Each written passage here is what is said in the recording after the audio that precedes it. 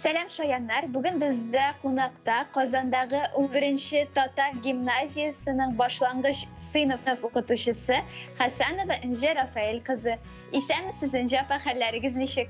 Хәерле көн, рәхмәт, хәлләрем яхшы, күңелләр күтәренке. Энҗе апа, быел 1-нче сыйныфка баручыларны ничек каршы алырга җыенасыз? Беренче сыйныфка килүче укучыларны әниләре кебек якын итеп, елмаеп, күтәренке кәеф белән каршы алырга җыенам.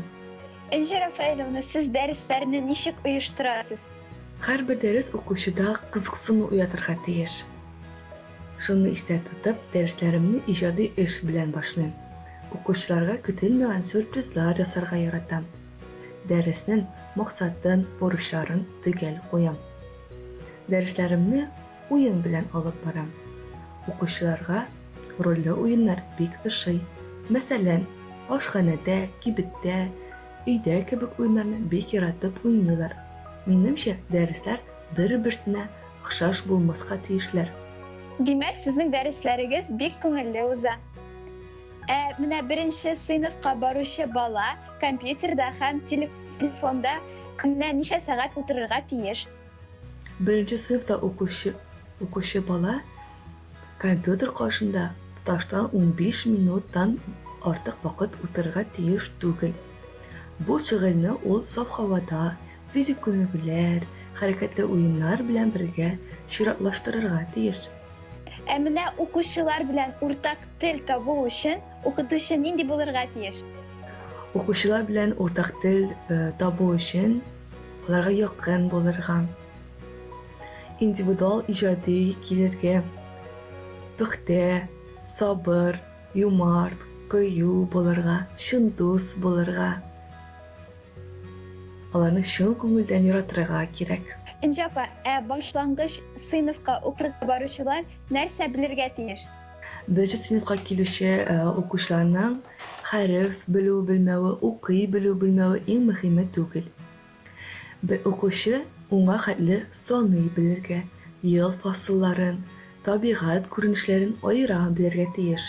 Атнада ничә көн, кушкач атуын, алгач кимүен белергә тиеш.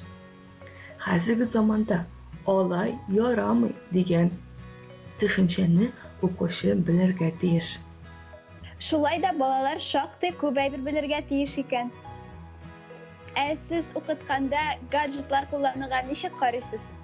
Гаджетлар кулланган уңай һәм тискәре яклары бар. Телефон белән уйлау сәләтен үстереп була һәм чит телләрне өйрәнеп була. Буларны мин уңай дип уйлыйм. Тискәре якка килсәк, кыйммәтле телефон төшеп атылырга мөмкин. Интернет дөньясында ниләр генә юк бит инде. Алар начар ниятле кешеләрнең корбаны булырга мөмкин. Шулай ук сәламәтлеккә дә зур зыян китерә. Онлайн укытуның плюслары һәм минуслары нидә? Онлайн укытуның плюслары: укучы үзе эзләнергә өйрәнә. Ләкин бу барлык укучыларга хас түгел. Минусларга килгәндә алар безнең берничә. Беренчедән, укучы өйдәге олы кешедән ярдәм көтә. Алар барыбер миңа булышачаклар дигән фикердә. Икенчедән, барлык укучы да әле онлайн укытуга әзер түгел. Барлык укучыларның компьютер, телефон, планшетлары юк. 1-нче сыйныфка укырга керүче балаларга, аларның әти-әниләренә сезнең нинди киңәшләрегез һәм теләкләрегез бар?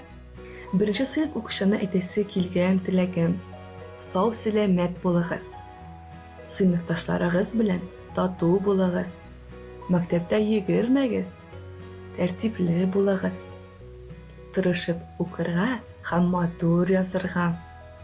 Әти-әнигә әйтәсе килгән сүзем шул: хөрмәтле әти-әниләр, балаларыгызның кичкенә генә шатлыкларын да игътибарсыз читтә калдырмагыз. Балаларны мөстәкыйль, кешелекле, ярдәмчел булырга өйрәтегез. Кызыклы әңгәмә өчен зур рәхмәт сезгә, Энҗе апа. Рәхмәт, бик зур, сау булыгыз. Безнең тапшыруларыбыз дәвам итә. Бездән аерылмагыз.